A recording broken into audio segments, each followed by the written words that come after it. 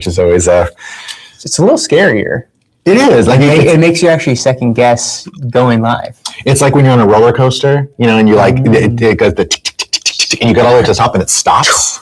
Right? And so, the longer that journey is, the more it's building up the tension. And we're like, are we going to deliver any value at all to people out there in startup land? We needed 20 extra minutes to prepare.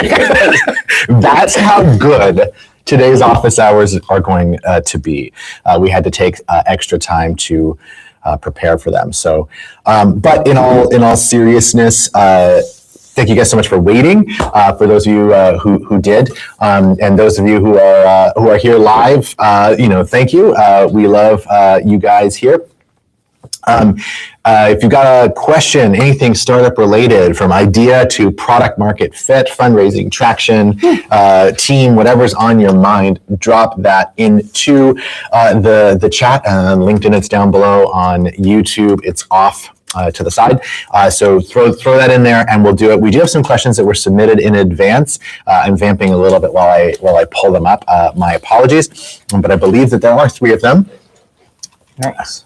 So warmed up the chat, but thanks for hopping on another Friday. Would love to have the live questions coming in. We always enjoy reacting live to those. Obviously, we got the submitted ones prior, so thanks for all of you that did submit them, and hopefully you are either here or get to watch it on the recording. So appreciate the continued engagement. But so we're not in our own little boxes.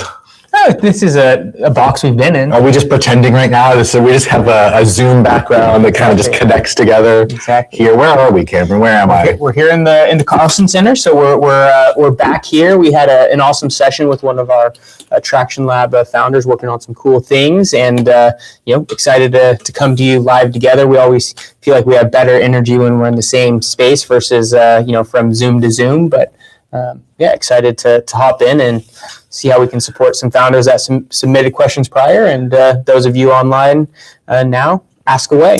Was that you saying that you have a lot of energy to bring, or were you volunteering my energy? I said we have better energy. We have better energy? I mean, like the two of us combined? I mean, it doesn't have to be more, it's just better. Better energy. So what makes more better? I don't know. You guys will have to tell us. Do you need more energy or better? Or do you just need this to be different? It's like however we normally are is insufficient. We just need to be better. Yeah. Exactly. Yeah, the big asshole energy doesn't work. No, I think it gets a little removed when we're together, because like you're in a presence of someone who's not as much of an asshole. Hopefully. Wait, which one of us? Which one of us is no longer in the presence of an asshole? Probably best we don't open that can of worms. But awesome. So if you guys got a question, drop it in the chat. We always prioritize the live ones, but you can go to jdm.bio and submit a question in advance. We've got 3 that came in over the last week. So thank you guys for asking questions here.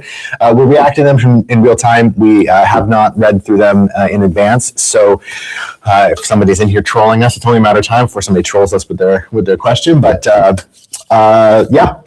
let's do this. You ready? Let's go. All right. So First question is a B2B SaaS play for small accounting firms that do tax prep. They said they're at less than 100,000 in ARR. It says, quick update on our tax workflow software. We took your advice from Office Hours a few months back and tried adding year-round bookkeeping features to smooth out the seasonal revenue problems, and it kind of worked, maybe, question mark. That was back in the fall, I think. We're at 64,000 ARR now, up from 38, but here's the new issue. Tax accountants don't actually want to do bookkeeping. They see it as beneath them or tedious or whatever. The ones who've adopted the bookkeeping features are using them for existing bookkeeping clients, not expanding into bookkeeping. So we're still stuck with the same seasonal usage pattern, just with slightly more features that aren't solving the core problem. Back to the drawing board or keep pushing the bookkeeping angle, question mark. Starting to think the seasonality might just be unfixable and we need to accept it or find a different vertical entirely. So going off of memory here, I don't think that our recommendation was like anything as specific as bookkeeping but we did say that there are only a couple of approaches. And so one is a shift in the business model itself to account for the seasonality, or a shift in the offering to get rid of the inherent seasonality. And it sounds like they went with the latter. So what's your reaction to this? You can go first. All right. Yeah. So I think, when we look, I think I can't remember the specifics when we what we actually recommended. I think one of the things to help with some of the seasonality, we were looking at, in terms of the offer and the pricing structure related to that. Is that an annual, or are you able to capture a certain portion of that value outside of that particular, tax season time?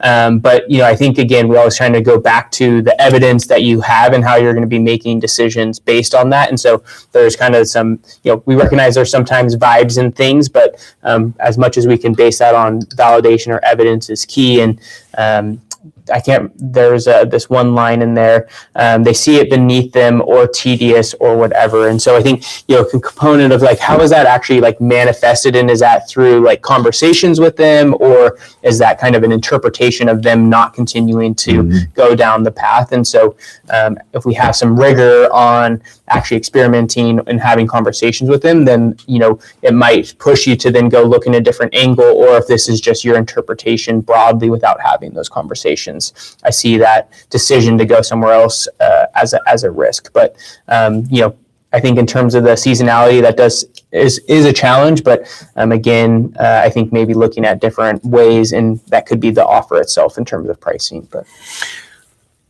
I think I agree with that broadly. I heard something slightly different. Okay. And maybe not different, but I heard something else, I guess. So they said the ones who've adopted the bookkeeping features are using them for existing bookkeeping clients, not expanding into bookkeeping. So what I hear by that is that there was an hypothesis that if we gave accountants the tool, that they would then choose to expand into bookkeeping, but they're saying that that's beneath them and they don't want to do that. But there's this other group of clients who it sounds like we're already doing bookkeeping, and so are using it for their existing bookkeeping clients. And so I guess my question is that pointing at actually two customer segments? And so that one of them has the inherent seasonality that you're talking about, because that's just the way that it is, and that there's another one, that another customer segment. Right, yeah, that is more, that has the bookkeeping and they do the accounting, but they do the bookkeeping and they have the tax prep, but the tax prep is once a year. And so if that's true, then it's okay, well, what does that mean in terms of our TAM, right? In terms of our go-to-market strategy? We don't really care necessarily about the seasonality if that's not going to cause a cash flow issue for us. So if we're if we're helping this group of people who are paying us year round, and then they're also paying us, in the spring come tax season, or the other way around, then that to me is, creates a sustainable business sufficient to warrant the seasonality inherent to that other group of customers that we maybe don't have to service right away. Or is it that we're using bookkeeping to get around the seasonality of this thing, but then also we have this tax prep thing that even those who are using it for bookkeeping are then paying an additional annual thing. And so we have seasonality on some things, which is, that's unavoidable, right? For sure. It's taxes, it's unavoidable. There is a season to that. For sure.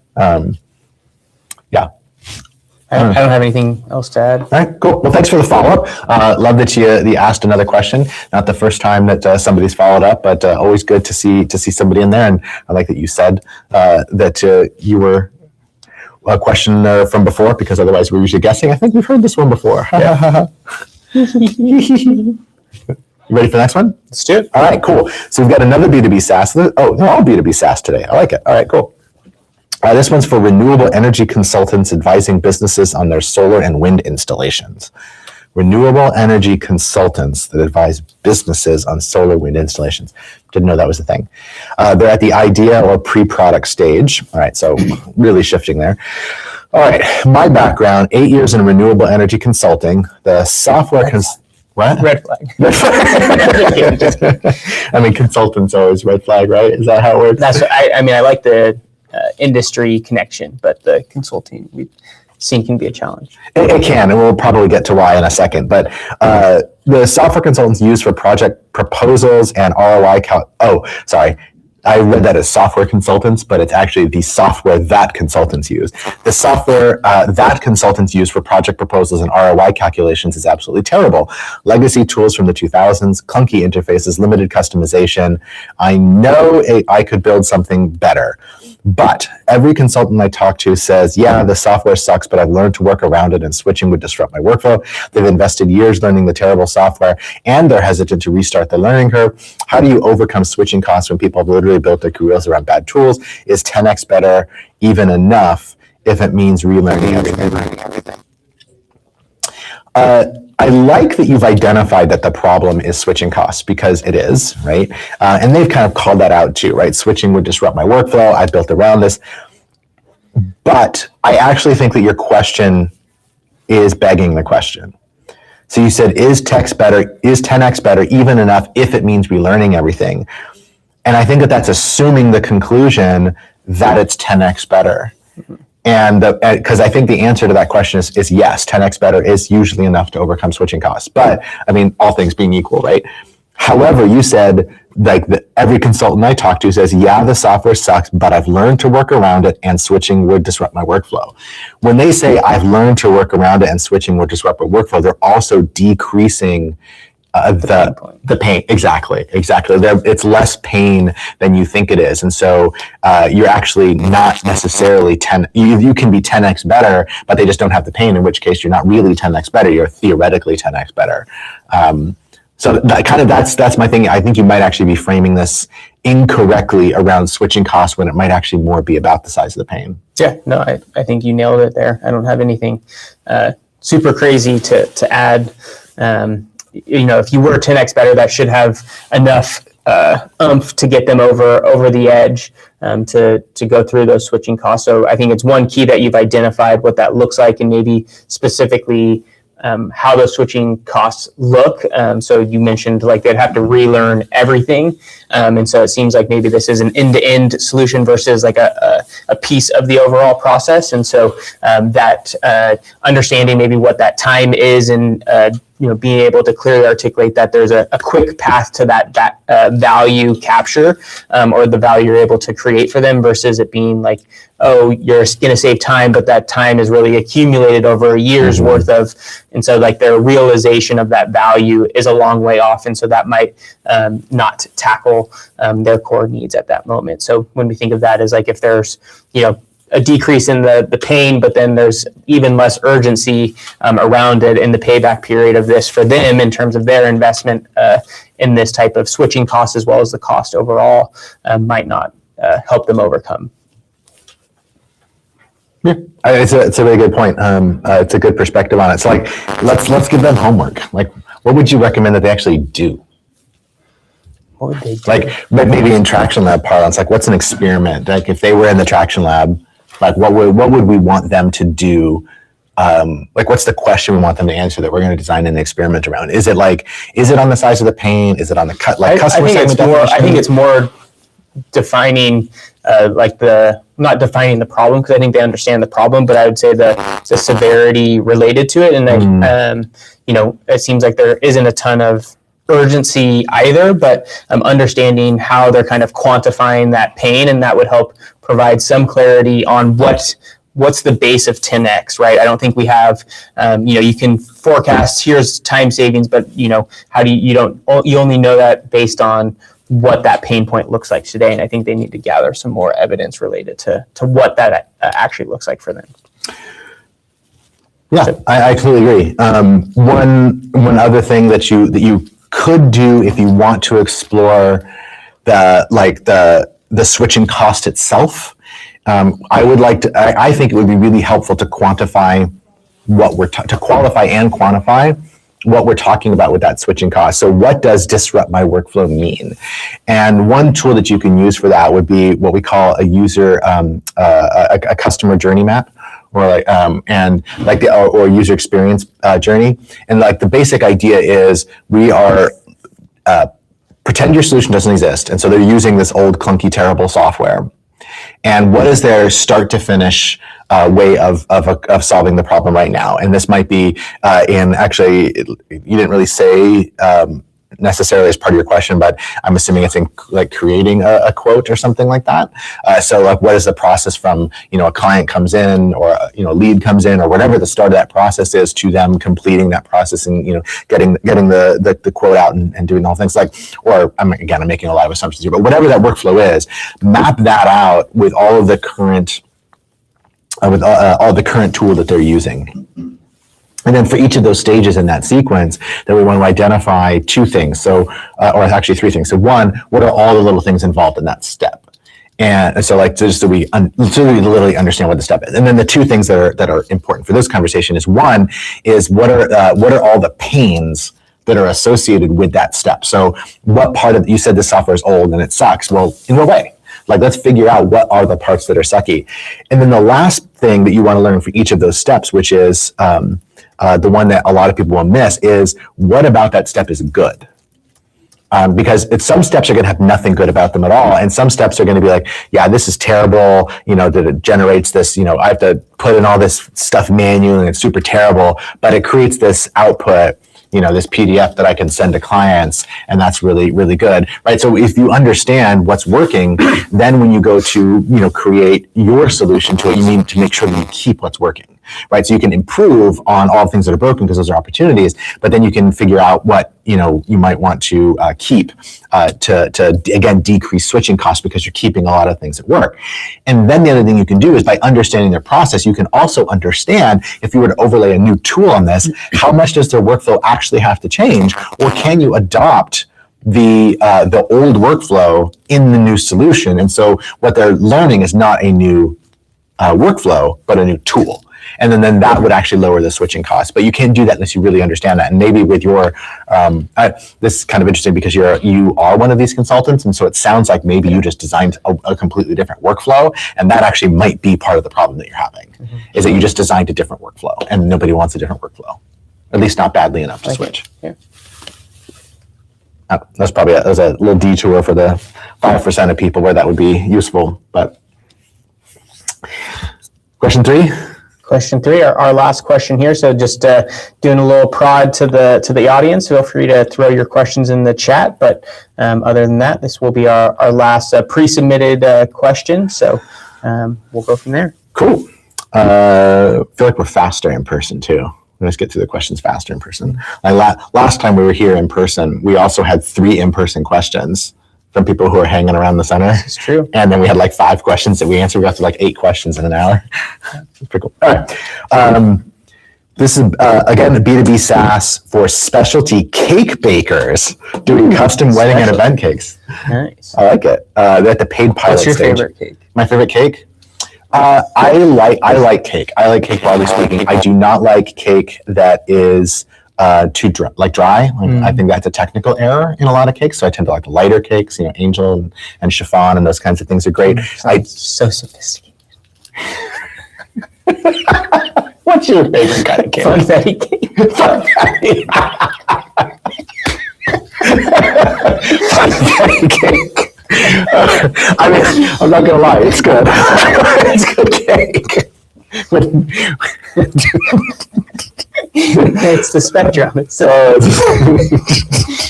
I will say, like, if you haven't had one before, Funfetti cake. No, moving on. If you hadn't had one before and you want to like stretch your understanding of cake a little bit, an olive oil cake. They're very easy to make. Like, it's not a complicated thing. It's not fancy by any means, but instead of using butter, it uses olive oil, which means a couple of the other proportions have to change because butter's more solid and contains water and olive oil doesn't. But you get that sort of like peppery flavor that you would have in olive oil, but it's suffused in the cake. And so it creates a very different like flavor profile for a cake, but the crumb itself is like moist and tender and everything like that. So it doesn't change that too much. Anyway, it's very good. So those of you out there, olive oil cake, it's good stuff.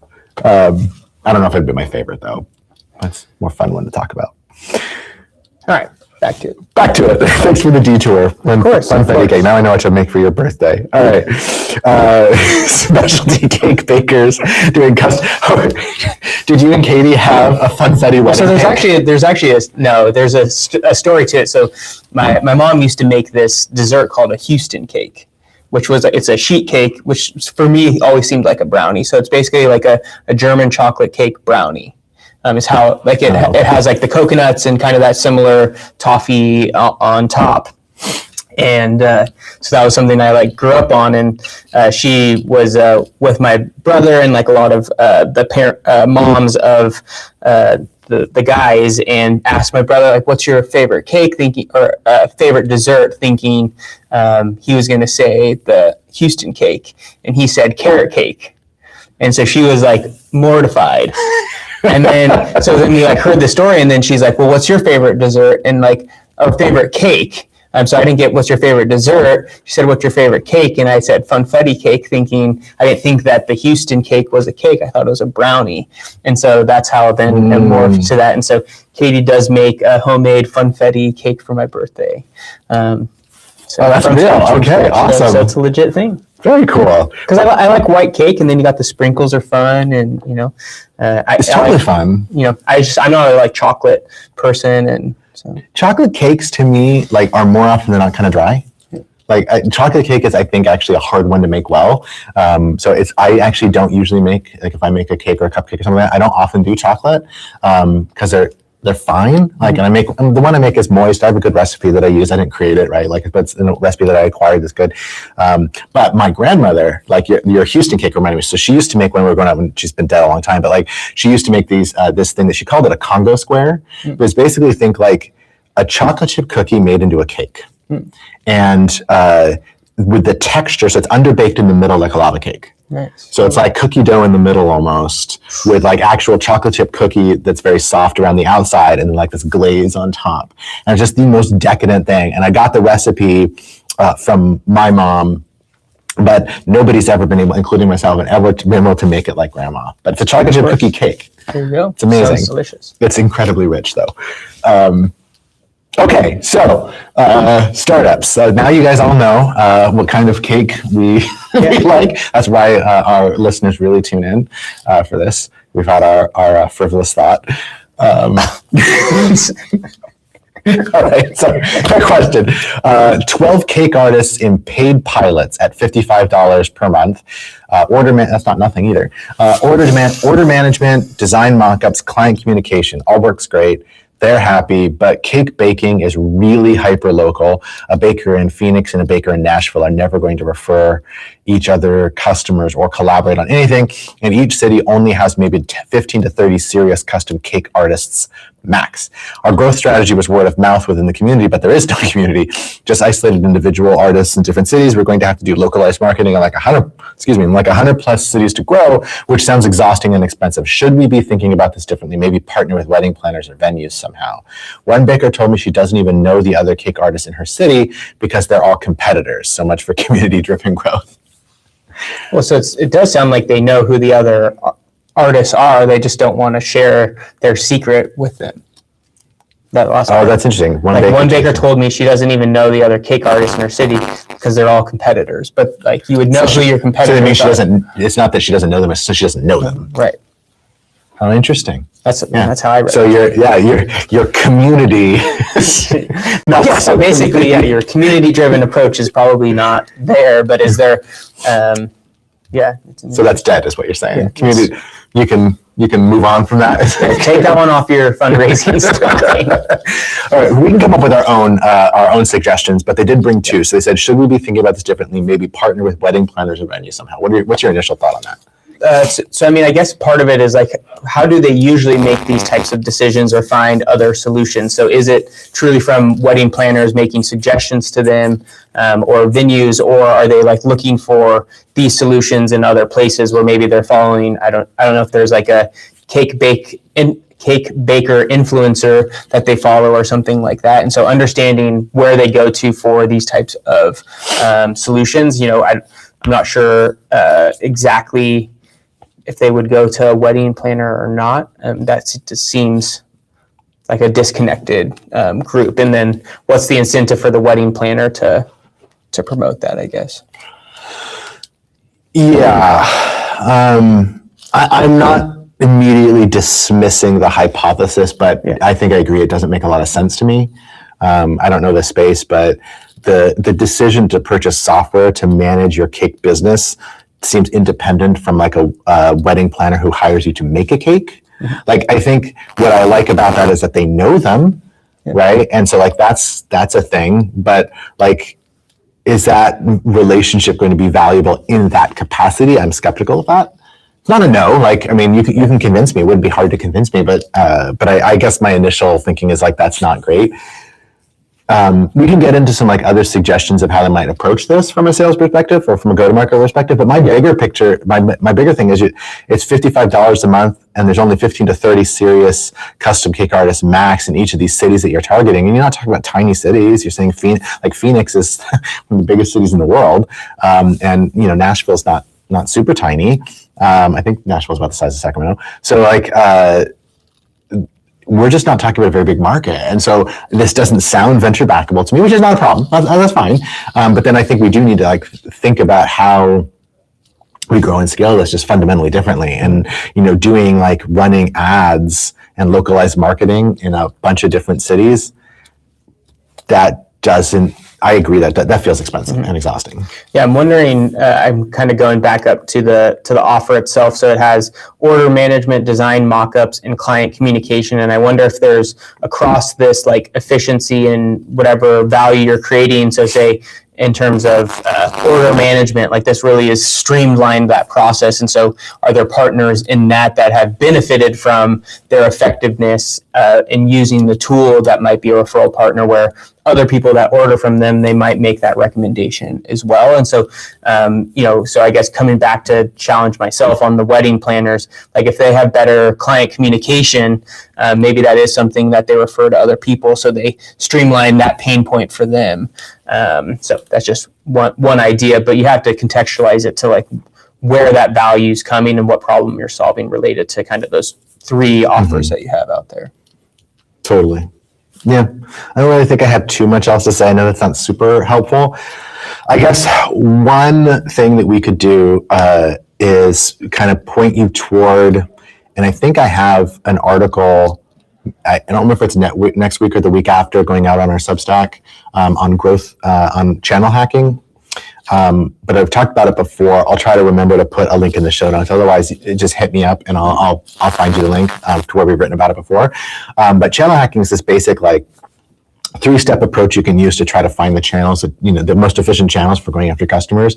And it's like, I'll give like the really quick summary of it, which is like the first thing you want to do is list all the channels where all the customers hang out, like who just literally every single place. Like they do all their shopping at the business Costco. That's one, right? Probably not a channel we're actually going to pursue, but we're going to put it on the list, quantity over quality. And then the influencers you mentioned, their suppliers, because they're getting different things. Where are they getting their clients? Like the influencers, publications, the social places they're hanging out, keywords that they follow, magazines they're subscribed to. All that stuff, right? I imagine all these people are on Pinterest too, like LinkedIn Lives they listen to. Obviously, right? Yeah, obviously we are influencers in the cake world. That's why we spend so much time. Obviously, very sophisticated. Yes, with the funfetti cake. Don't knock it. I'm not knocking it. Actually, I do. Don't knock it. I do actually have a soft spot for funfetti cake. I do really enjoy it. But anyway, list all of them. And we're not after like 1, 2, 3, 4 channels. We're after 20, 30 channels where our customers are hanging out. And then once you have that, then we want to rank them on 2 factors. And so we want to rank them on how many of those cake bakers or specialty cake bakers are on that channel. And then the second factor we want to rank them on is how efficient or how easy it is to get in front of them on that channel. So if there's like an influencer and everybody who's anybody is following this influencer, then the number of them on that channel is really high. But unless you know them or they have a place where you could just buy an ad or something like that on their website, the difficulty of getting in front of them is actually pretty high. But if they're a friend of yours, then it's really easy because you can just talk to them, right, and ask them and work something out. Anyway, so then it may be obvious here, but the third step is to actually pick one of those channels that has a really large number of potential customers for the least amount of effort, right? That's easiest. and then we run an experiment on that channel and see what happens. So that's basically like channel hacking. There's more to it, but that's the core of it. It's an exercise that, at least for ideation purposes, you can do yourself or with your favorite LLM in a half an hour, and have some really good hypotheses that you might choose to play with. So that's the only thing I can offer, like in terms of specific tools. But there you go. Oh, you've got a nice visual. You want to drop that in the LinkedIn comment at least? Yeah. It won't keep in the. We can't drop it in the YouTube one. But if you hit us up, we'll send it to you. But otherwise, yeah, Cameron's got a nice visual laid out there. And while Cameron's doing that, we do have a question that came in through the LinkedIn, so we'll address that. So Umang, friend of the show. How do you go about securing pilots or LOIs for? That was it. For context, we have some interviews set up with admins at various school districts. Like if we start unpaid and then move to a paid one after a certain amount of time, or if we should try to get even a small amount first. I can ask this, provide more context in person. Come on over. There you go. It's like where? You're hiding behind a podium over there. I was like, I thought we were alone. Yeah, no, come on over. Pull up a chair. Let's do this. Here you go. You take this one. Let's throw this up here. We'll do this live. It's probably enough to. It should pick it up. Okay. Just over here. Yeah. All right. So give us a little more context. So what are you going for here? Yeah, so like about the venture or like. Well, actually, yes. Why don't you give us a 15-second Gulp pitch? Come on, do it. Okay, so we're building Gulp, and it's an AI communication app or platform for kids with autism. So it's basically, they think about and language differently, they communicate differently. So this is a platform to help them communicate better with everyone around them. So right now we're trying to get like more traction and see is this something that schools are actually going to pay for? Right. So what we've done is we've sent out emails to a bunch of different special education administrators and program specialists. So those are the people we believe are in charge of the budget and actually writing off the check for buying these types of devices for special education. So we have we have 3 interviews currently set up for next week. And so kind of my the reason for asking this question is, we're going to learn more about how much budget they have in those interviews. But if we want to try to convert them into some sort of pilot, or something to kind of try to get as much traction as possible, what's the best way of kind of doing that? Do we start say hey, try out this product for 20 days, and then when they actually agree to the pilot or unpaid pilot or something like that, if you like it, then you can buy it for X price or something like that. And how do you actually go and ask them? Do you just straight up ask them hey, do you want to pilot this? Or I mean, yes, that last one is an easy question. Yeah. Okay. You're never going to get the pilot if you don't ask. So you're going to have to ask. That's actually the more straightforward part. And then that's a sales, question. And there's a number of different strategies and styles for sales. And I'm not a sales expert, so I won't go any further than that. But yes, you ask. Okay. I know Cameron and I are probably thinking a lot of the same things with regard to this. We'll talk paid, unpaid, and then we'll talk what needs to go into a pilot. Which one you want to take? I can do the paid, unpaid one. Go for it. So obviously we talk a lot about trying to push for paid pilots. You've heard us say that many a times, but we recognize, sometimes there's constraints related to what that looks like. But really we want to think about what is the overall offer that we're actually putting out there. So when they're signing an unpaid pilot, is there a path to that becoming a paid actual customer at the end of it, right? And so understanding that it's not just purely unpaid, but there's parameters of what that looks looks like, and then ultimately that they're committing at some point upon you delivering that value, them becoming a paying customer. And so the unpaid pilot, one of the risks that we run is it oftentimes can get set up as a feasibility test. So it's like they think they're investing in you and providing value back around just giving you feedback on the product, versus it being a desirability test. So one that's actually testing if they're willing to pay. And I think to take a step back, just I think I know you're going into interviews, and so I think one of the things to distinguish is like, are you coming in from a customer discovery lens or a customer validation lens? And so what we mean by that is like, are these conversations to understand more about like, what is the context of the problem? What's the size of the problem? Is there urgency and severity related to it? How much budget do they even have to solve this particular problem?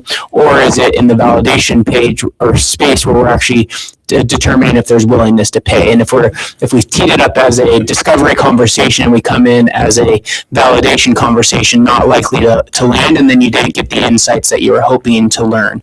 And so I think that's the first step I would look is like, how did we frame this conversation? And it's okay to then have a follow-up upon you gathering that information to have a validation conversation. So that's, do you want to get into the specifics of what, like, you know? Yeah, I think one last thing on the paid thing is that it'll usually, particularly if you're targeting something like a school district, it'll bring in different people, because if they have to pay you money, then you're going to start learning about what some of that contract process might be, right? And who are the other economic decision makers? Who has to sign up? Oh, there's money involved. Actually, this has to go back to we can't do this at the school level. We have to do this at the district level or whatever, right?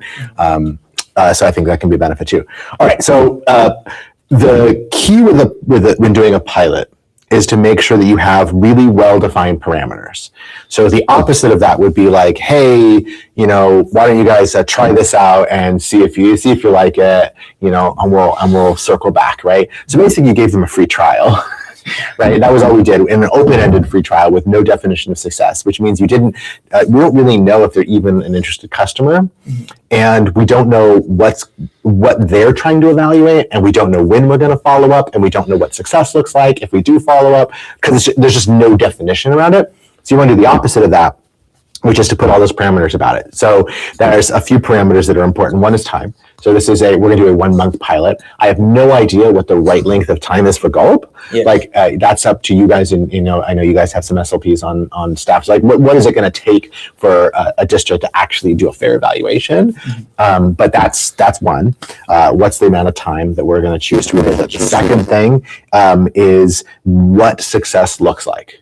So what is it that a pilot is intended to learn something, right? And so when Cameron said like a feasibility one, we're learning, does it work, right? And that's fine, we can do that too. But we're going to get that anyway, right? Yeah. So what is it that the district wants to learn? Do they want to learn if it works? Well, for them, what does that mean?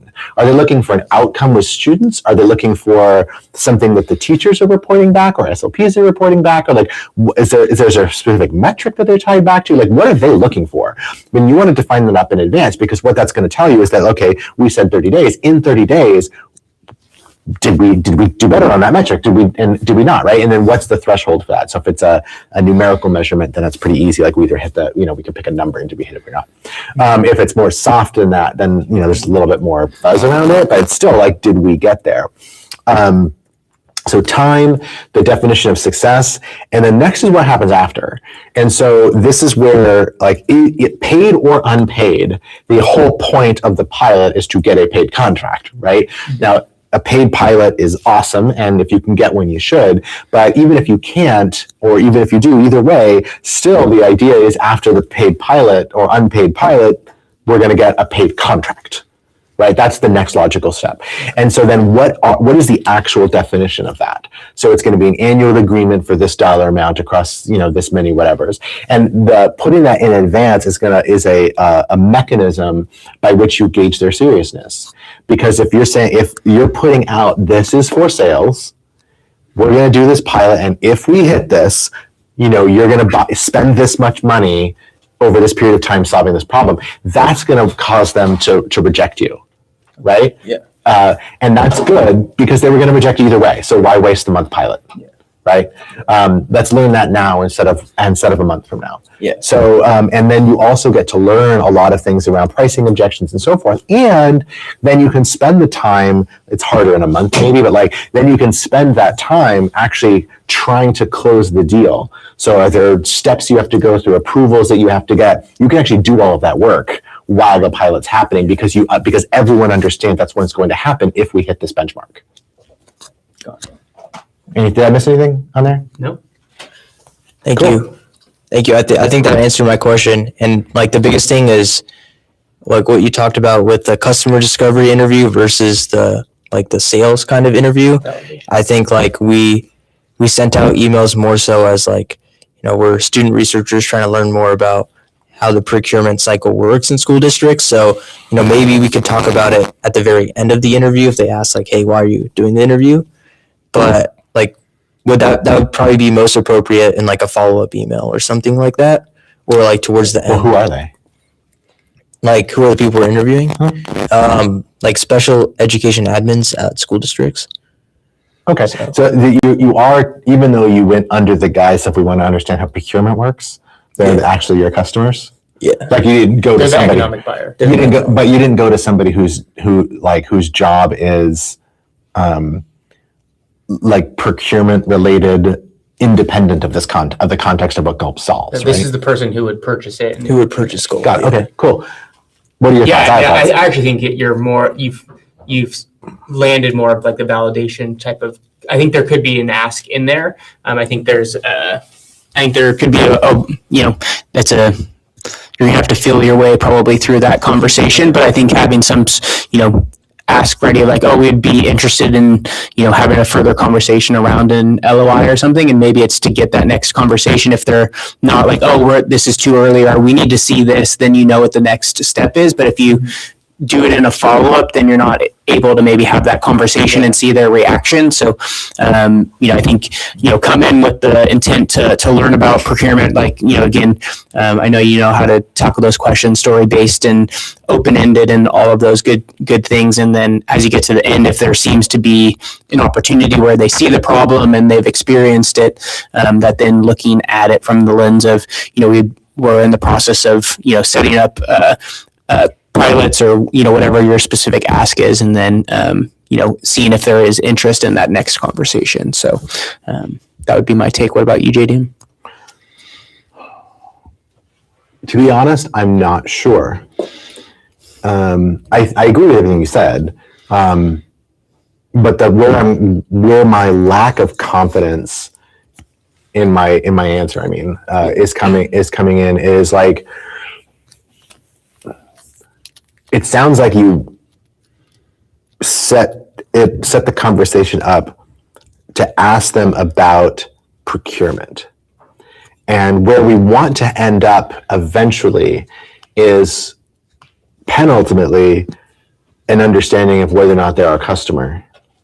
And then ultimately, then can we take a next step, or like exploring a pilot or something like that. And so I'm trying to think about how we cross from questions that are purely about procurement to understanding whether or not they're our customer.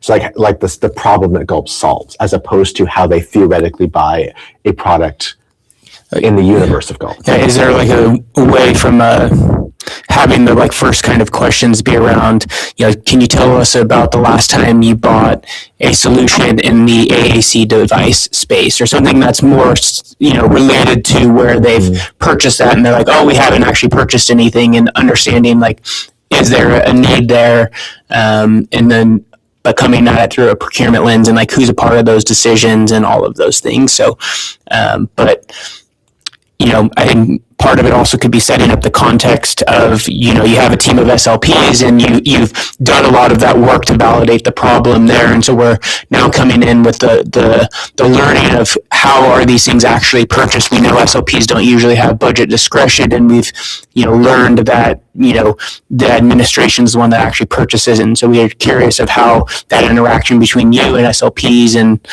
that might look. So that maybe is how I would come in at it. And how do you get to that's still how do you get to the actual pain that Gulp solves in that conversation? Well, you're more of the expert, but I guess the thought process is maybe down that path of like, are they the ones who face the legal challenges? So maybe speak to that.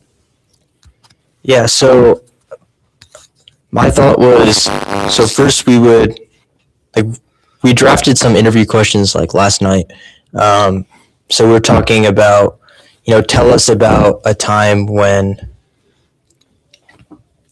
tell us about, that was intended not to be a distracting way to say hi to JP, who said hello in the comments. But now that we're distracted, hello, JP. Thanks for joining us again. Sorry about that. Yeah, so what we were thinking is kind of like similar to what Cam was talking about, is a lot of our admins that we've actually set up interviews with are bringing like some of their team members on in the interview as well. So I'm assuming that's like an SLP that they're bringing along as well. And that SLP is going to understand kind of like the problem space.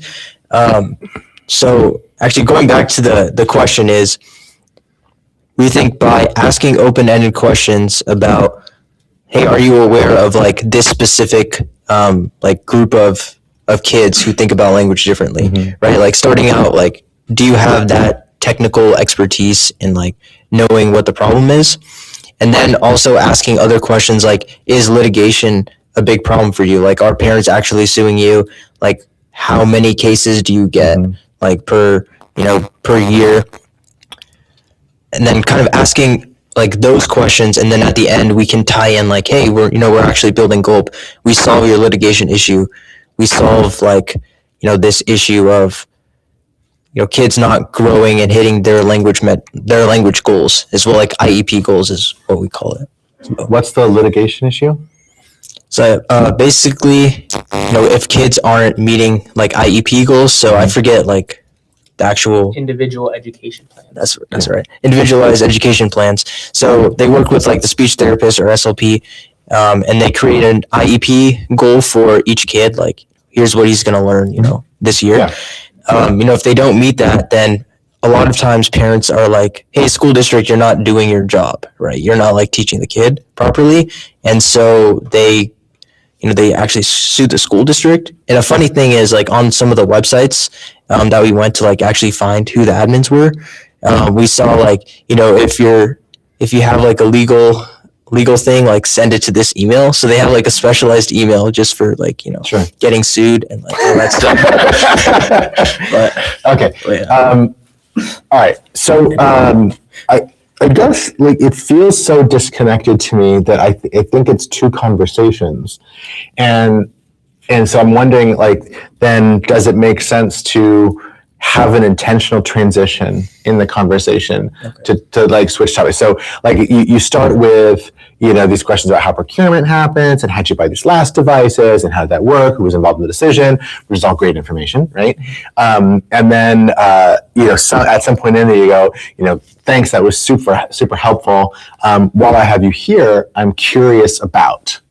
Right, so that gets an intentional switch in conversation. Good old switch and bait. Good old bait and switch. Well, and it's because like that is what you're doing, and so like might as well tell them. I think so. Like that is actually where I'm kind of going as, and I don't think that that's wrong or bad, right? Because you did like, as long as it wasn't just one question, then you then you do the switch, right? You actually get the information that's useful and helpful anyway, and take good notes and ask good questions and like actually have the conversation. If you have that for real, and that takes 5-10 minutes in a 20-minute conversation or something like that, then you can switch to this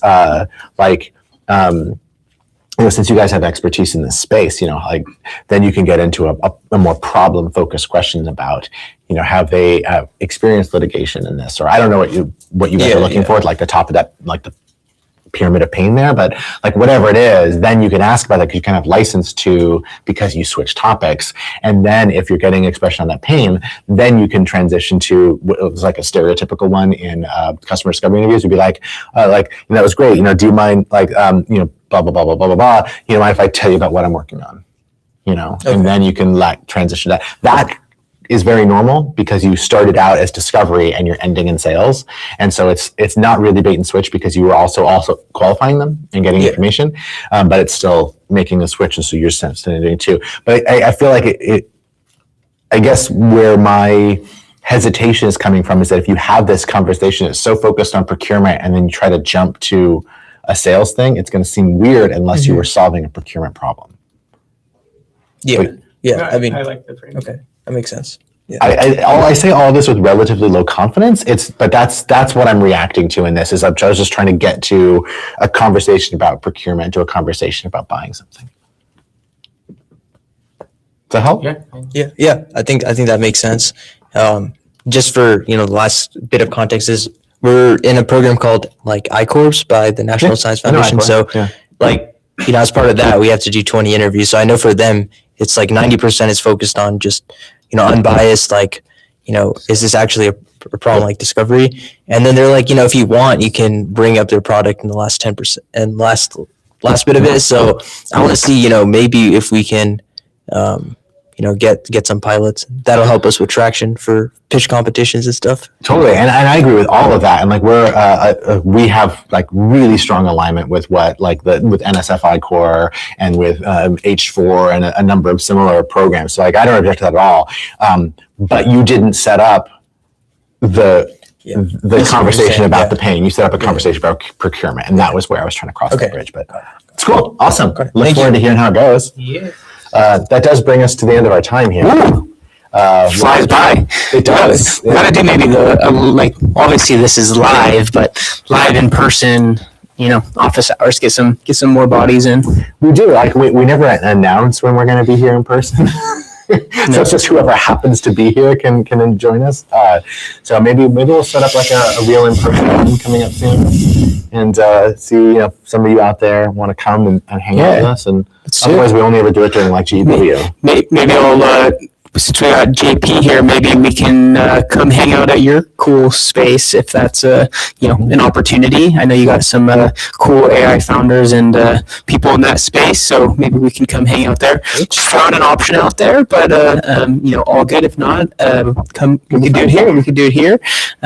Aggie Square, multiple options. So maybe we'll put that out on LinkedIn and our other channels. But if you're interested in joining live, throw that in the comments. Let us know. Woo. All right. Well, with that, what do we? Any last thoughts? I have no parting thoughts. No venture school thoughts. Oh, you have we do have. We have one thought, and it's of interest to all of you out there. So we did tease this a few months ago, and we had some very fun and valuable distractions. But we're coming back to JP says, "Let's go." We're in, dude. We are like really, really happy to be finally launching what we are calling the Traction Lab Venture School. We'll be launching our very first cohort of the Traction Lab Venture School in March, in about a month from now, March 26th. Applications and all that will close on, I think, March 15th or something like that, or whatever the week before is. But here's what it is, because this is really awesome. We've got a tight program around how to find your first customers and secure them using science. It's what we do at the Traction Lab all the time. That's just kind of our shtick. That's how we roll. Get those paying customers. Don't go through all the guesswork process and actually use science for it. And the way that works is you get there's this 8 weeks of live curriculum. I slipped into the old Traction Lab thing there. We get 8 weeks of live curriculum. Once a week we're going to get together and we're talk about the actual tools and techniques for doing this. But this is entirely action focused. So it's going to be really homework driven. You're going to actually be doing this on your real startup. This is an academic. We don't do the academic thing at the Traction Lab. We nerd out, but it's all about you. We're going to nerd out about your startups. We're not going to nerd out about theory. So you're going to put that stuff to work, and then it's an entire year of support from the Traction Lab. We have weekly office hours where you get direct access to us. We've got all tools, templates, all that kind of stuff. A bunch of bonuses are going to come in there as well. Hot seats where you can get get where you can get your own startup grilled at for like an hour at a time. We can just kind of dive into that as sort of a group. For that, as well as ways to get access to a number of private Traction Lab events that we do here all the time that are ordinarily exclusive to, like the seed stage companies that we work with really in depth and for equity. And this doesn't take equity. This takes a small amount of cash. So a small investment for that. So if that's something that is interesting to you, we'll put a link in the show notes on YouTube. We'll put a link in the chat on LinkedIn, and we'll obviously start pushing that out broader. But this is our first time we're actually announcing this publicly. There we go. That we have teasing for a little while. But. We have. It's been a drip. So you can go to TLVS, that's tractionlabventureschool.link, tlvs.link, and that'll take you to there. You can actually just sign up right away. We have a finite number of slots. That we're not this is not something we're going to do with 200 people. So if you want to be one of those, like few companies, get some direct access to us. Again, it's a full year of support from the Traction Lab, from Cameron and myself and all of our friends. Then come do that. We're going to kick off March 23rd. I said the 26th. It was the 23rd. So anything else? What I miss? No, I'm just super excited for this new offering, and looking forward to systematically supporting you and getting to that next point and building that high conviction startup that you all want to build. So be sure to check it out. If you have questions, just feel free to DM us on LinkedIn, or if you have our information, reach out. But we're excited about this new offering, and there are finite spots. So be sure to hop in early and let's get after it. Let's science the shit out of your startup, man. Woo. Let's do it. All right. Well, with that, as we always end, we'll see you later.